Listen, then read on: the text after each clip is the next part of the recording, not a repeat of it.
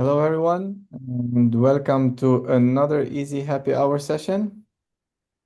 We are still in the topic series of Easy Fundamentals Refresher, and basically, we are trying to cover different ways of accessing Easy on different systems. Just as a reminder, before we start the session, that this session is being recorded, and at the end, we will stop the recording for more informal conversations about Easy.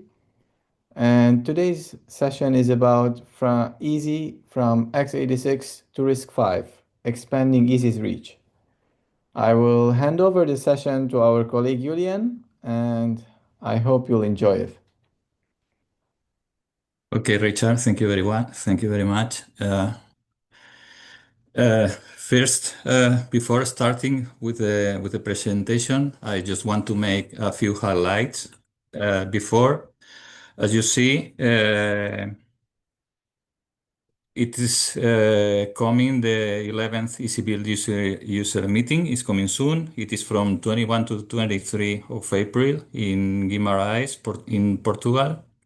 Next, we have the another easy webinar series on April 27.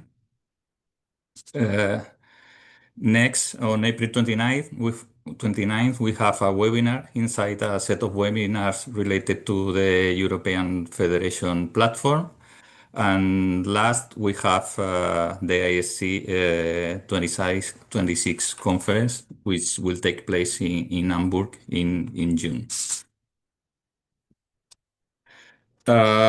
This is just a recap of what has been covered on this series of ways to access EASY. First, we saw the recommended way to access EASY, which is natively through the CVMFS file system natively installed on the system. If you cannot do so, we provided some alternatives, like, for example, running Singularity or Uptiner on your system through the EC container script. You can also use CernVMFS exec to try to mount EC in the user space if you have access to Fuse, and the client is available on the system, but EC was not already mounted. You can also use Easy online by pre-downloading everything into a string system and mounting it. And then we have seen also the Easy command line interface as a tool to more easily gain access to Easy. And also the status of your CVMFS configuration. We have also seen one of the possible ways to run EASY on Mac OS, which is through the Lima tool, where we are basically running a virtual machine and a container inside of which is CVMFS enabled. And finally, last Monday, in the last happy hour session, we saw yet another way to run EASY, this time through Docker extensions. What I'm going to present today is about how to run EASY on a RISC-V machine, which is basically using the recommended way of running EASY through the CVMFS install natively on the system, but with a bit of difference as long as the EASY repo is not yet on in the production EASY repository. Let me introduce first what is RISC-V. RISC-V is an ISA, an open standard instruction set based on reduced instruction set computing, RISC principles. Unlike other proprietary ISAs like x86 or ARM, RISC-V is open and it's royalty-free, allowing anyone to design processors implementing this ISA.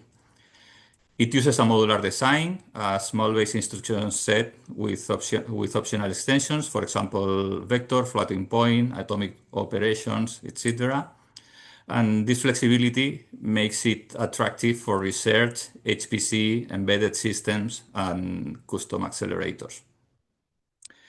This open ecosystem encourages innovation, portability, and hardware diversity. So, as you see, it looks like a good target for ESI. So, the motivation to incorporate ESI to the RISC-V adoption for ESI is that RISC-V adoption is rapidly growing in HPC research and industry. There are many projects that target RISC-V architectures involving a lot of money. EASY's mission is portability, so supporting RISC-V aligns perfectly with this architecture diversity provided by EASY. Of course, an early ecosystem support helps researchers evaluate RISC-V upcoming RISC-V systems with familiar software stacks, as EASY could provide, and lower the barrier for communities experimenting with open hardware platforms. And it is a very good future-proof EASY by enabling emerging architectures beyond x86 and ARM. This is a plot about the EASY architecture. I put it here just to show that the RISC-V support for EASY is using exactly the same file system and the same compatibility layer as the EASY production repository, and only we have a specific software layer on top of everything. So as you will see in the demo, the way to access is almost identical as the production EASY repository. Here is just a screenshot on how to access EASY.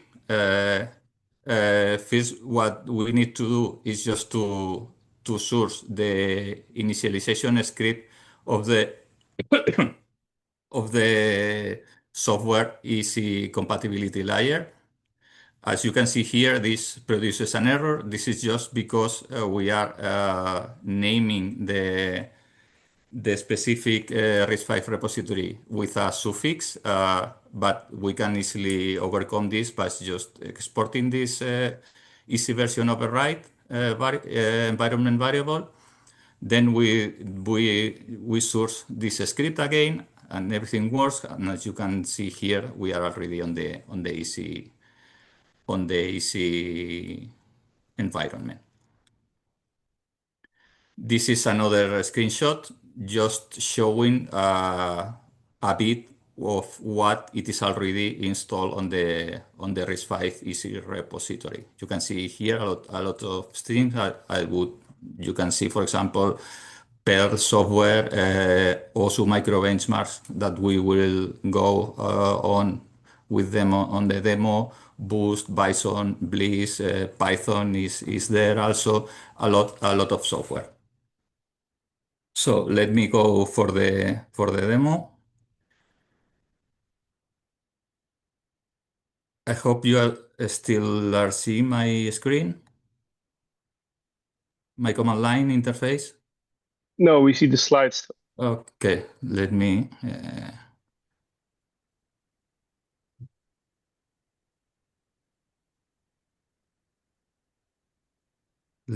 share again.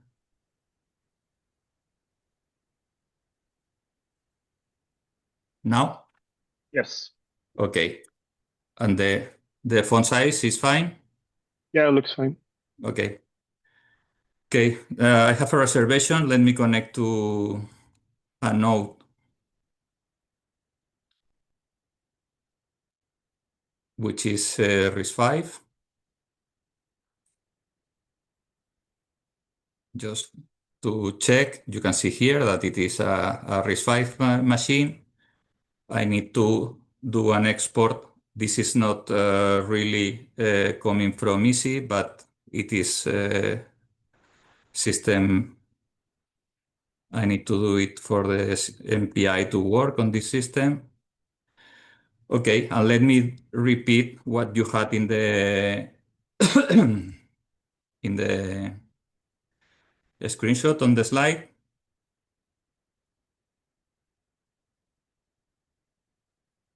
As you can see, I'm accessing the software.ec.io, not other, nothing special.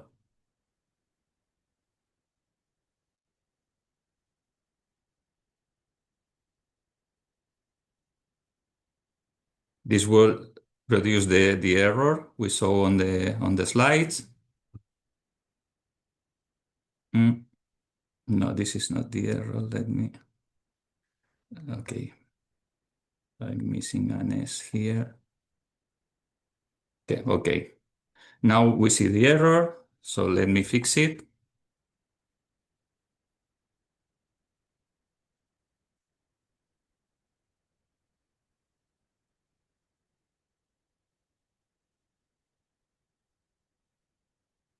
It's just a matter, as you see, of adding this 001 suffix that we are using for the RISC-V repository. Then let me source again this. And as you can see, we are already on the EESSI environment. If we execute module available, we have here all the modules. As you can see on the top, they are provided by the dev.ec.io RISC-V, which is the software repository of RISC-V. Let me now just show some running example. Module load, we will use also the typical also micro benchmarks. Let me use the latest one.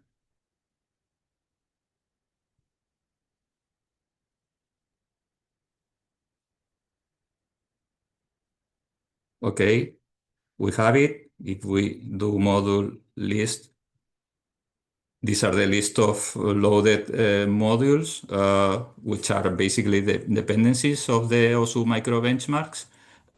And all of them, as you see, are provided by, use the same toolchain and are provided by EESSI. And then let me run the one of the benchmarks, for example, OSU bandwidth.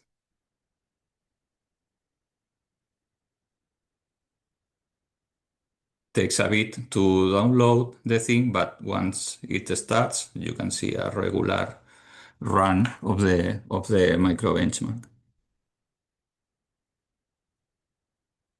And that's all I wanted to show. Basically, the key message is that it is the RISC-V repository can be accessed basically as the production one. The only thing is that you need to trick this easy version override to use the very same initialization script provided by the compat layer of EESSI, and then just do module load, module work as always with the modules and run the software. That's all from my side. If there are any questions. I have a question, Julian, maybe to make it clear to other people. Right now, all the builds we have here for RISC-V are generic RISC-V builds. Yes. Yeah. So That's the plan is also to start looking into vector support going forward, right? So in the next, say, couple of months. From the top of your head, do you know how much trouble we should be expecting there? Or do you think it's likely we'll quickly run into trouble with some low-level libraries when we build them with vector support, or should things be pretty stable at this point? I think we shouldn't find too much trouble For example, in this system I'm running, the sysadmins already have BLAS and BLIS libraries, for example, optimized for vector for vectorization in RISC-V.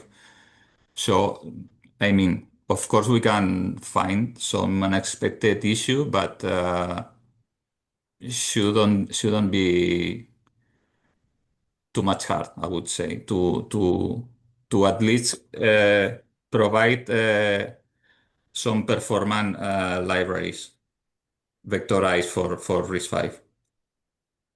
Do you expect trouble with test suites that we usually run? I mean, I'm having lots of troubles with test suites, even for generic, because for many software they are thought basically for x86. Then the next trouble level is for ARM architectures, but RISC-V is even worse sometimes, I've been finding a lot of troubles in the tests for many software. and what's the usual way to fix them? Do you try fixing the issues with the test, or do you just bypass and disable the test? It depends. We take a look at the specific failure. If we can find a fix easily, we do it. If not, we try to see why it is failing and justify why we skip it. And do you often also contact upstream when you see this happening? Normally, yes, yes. How do they react? Do they know what RISC-V is, or? Yeah, they know most of the times. Yeah. I guess the low level libraries know, but the higher level ones, I'm not sure if you ever got to that point. I Like mean, but for I can example, imagine.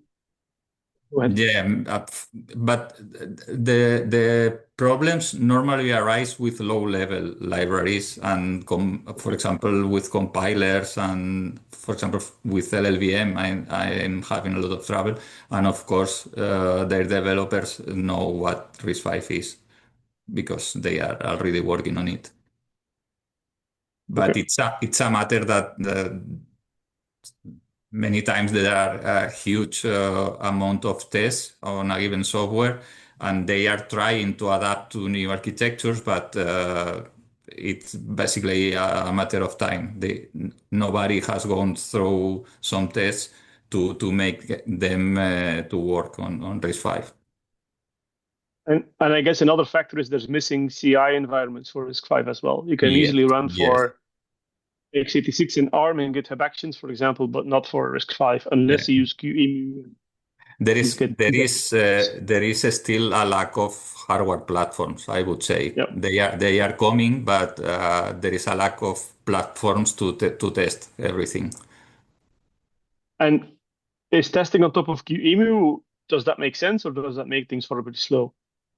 I'm testing always on native machines. I've Okay. never used QEMU for testing because I mean it is very slow. Okay. QEMU for functionality is fine, but for things like huge, massive testing is. Yeah. Okay. Yeah. This is gonna, of course, only gonna evolve more and more over the next couple of months. We're making big steps forward now, like looking into OVM and then looking into the vector stuff. That's going to be really interesting. Mhm. Yeah. Okay. Ian, I have a question too. So, when you showed us, you mentioned that we should source the init script from Mhm. /cvmfs software.easy.io. Mhm. But when you showed the software, you showed us that it's lying under dev.easy.io, right? Or Yes, uh, because we are using the compat layer of the software.tc.io, but the software layer of dev.tc.io. Actually, dev.tc.io does not have a compat layer. It's just the repository of the software installations. okay. So my specific question is that do we need any additional settings or simply by following the installation on EasyDocs, we will be able also to run what you showed us today. Yeah, if you have a CVMFS native installation that you can do from the EC docs, with the only thing that you still need to install it from source, I guess. We provided the upstream, the patches needed to do it for RISC-V. Once you have CVMFS natively installed, as in the system I'm using in the demo, you just need to follow the instructions I have provided. Just to export the CC version override and source the init bash script from the compat layer. Yeah, so generally speaking, it should indeed work. The only way it wouldn't work is if you have a setup that constrains which repositories are accessible. So if your serverVMFS configuration says you can only access software.easy.io, you would have to change that to also access dev.easy.io.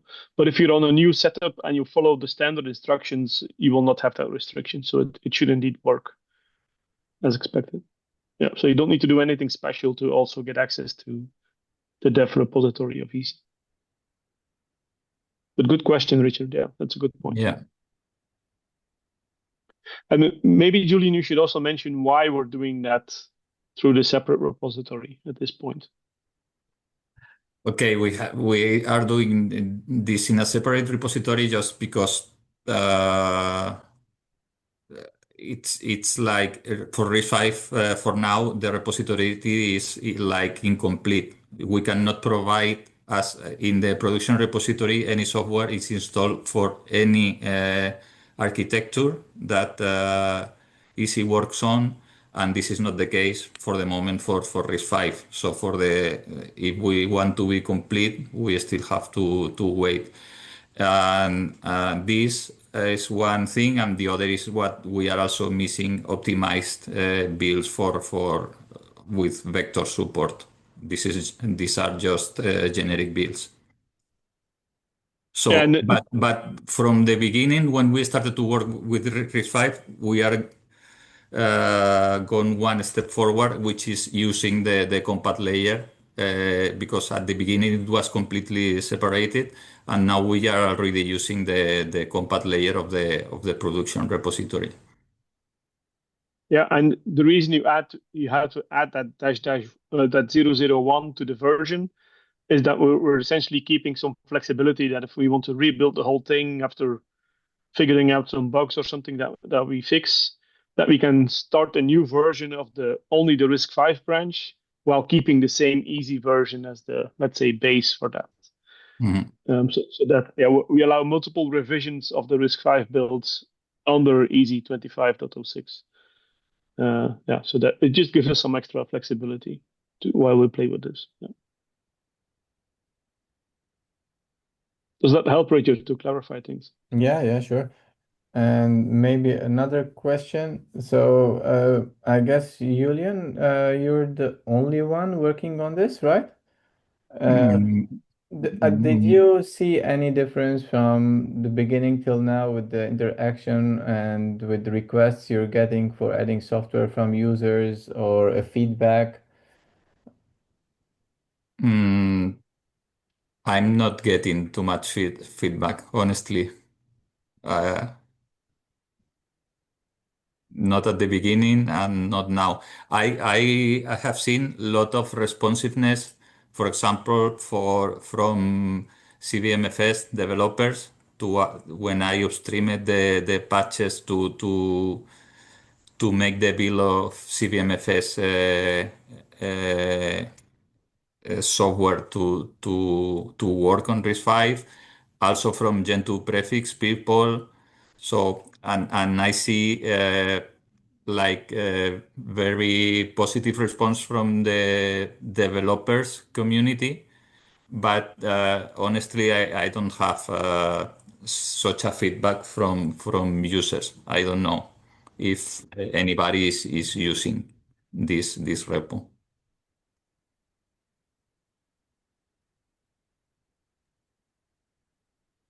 And maybe it's too early to ask this, but are there any intentions or trials to support GPU software later on, or? But in the long term, I would say we are still lacking just RISC-V platforms to test and to run everything. I mean, I don't know. Supporting the combination of RISC-V plus GPUs, it will come in years, I would say. When I don't know if there is any system planned with such a combination, because it is not really natural, I would say, because RISC-V is thought to have like uh,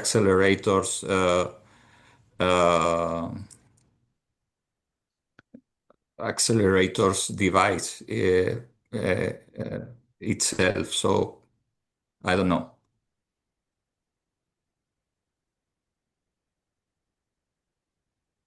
If you would have to guess how many years it will take before we have a RISC-V based, let's say, Euro HPC system, so a big one, what would you say? Is it like 5 years, 10 years, 2 years? 2 years, it's too short, but I don't know, maybe in five, it is possible. But it is just a guess. So essentially, software-wise, it's already looking quite okay, right? So it Mhm. looks like software-wise, we should be ready by the time the system is there. That's essentially what all these developer boards and QEMU and all these things are allowing us to do. Yes. I'm asking too much questions, but maybe one more from my side. So you showed us that we can get access to EASY 2025-06. Can we also access EASY 2023-06 or only the current Mm. latest? We only have the like two versions. If you uh, let me, And we essentially only have the RISC-V compat layer in EASY 2506, not in 2306. yeah, So there it won't work, but there is an older setup that has a RISC-V.easy.io repository, which has everything, compat layer and software. So in the standard easy version 2306, you will not find it. In 2506, like Julian already explained, we're closer because we have the RISC-V compat layer already in the standard easy version, but the software layer is still separate through dev easy.io.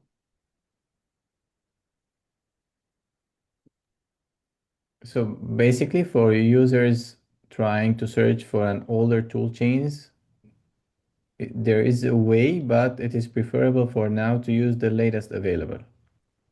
Yeah, if they yeah, want to see what we've done before, they can check the RISC-V.easy.io repository, which is in the easy documentation as well. But that yes, yeah. But the problem is that we are not working on this anymore. So no, it, although there is a bunch of stuff there, right, Julian? yes, yes, yes. On hundreds of I- installations. Yeah. even more software than here, because here we are just starting. I think in there we have things like Espresso and OpenFOAM, I think even. Probably, yeah. Yeah, we have some big applications through the RISC-V easy.io. That was like, let's say, a playground to explore what we run into.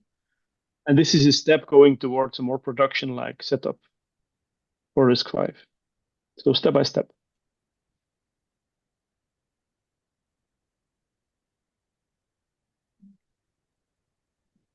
Are there any other questions?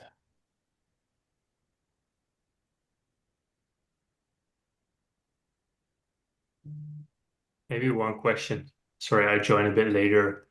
Um, you do native builds for RISC-V, and I've tried it once in the past, and it was very, very slow. Is that still the case, or is that improving? Uh, it's improving, but of course, you cannot expect the same performance as in x86 but I'm doing native. All the builds are native. Okay, and cross compilation is something that is possible but not convenient, or how does it work?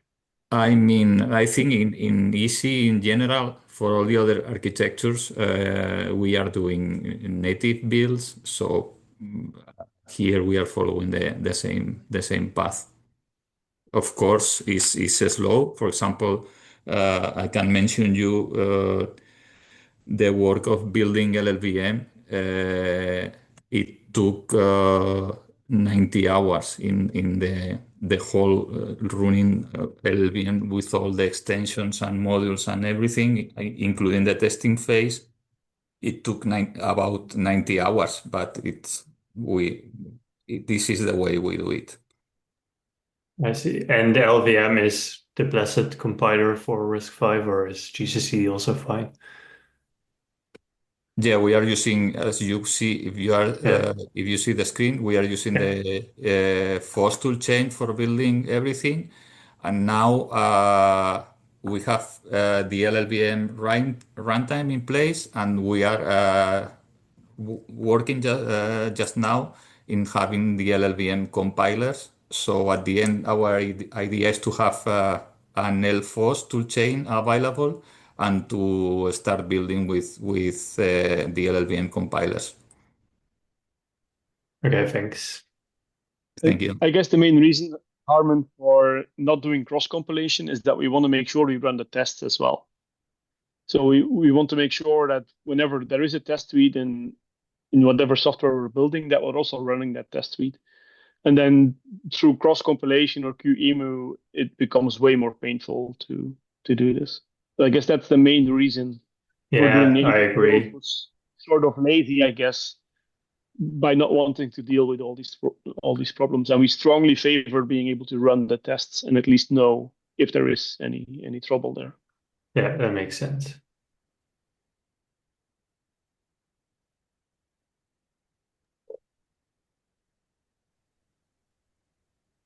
There are no other questions. Maybe I will stop the recording for now. Before that, can you, Julian, please share your screen again so that we can update the attendees with the upcoming session?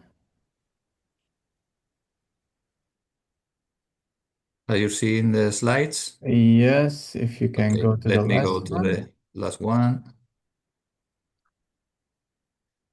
So with today's session, we are done with the topic series of the Easy Fundamentals Refresher. And next week, we will be with a new topic series, and that is what's new in Easy 2025-06. For now, I will stop the recording.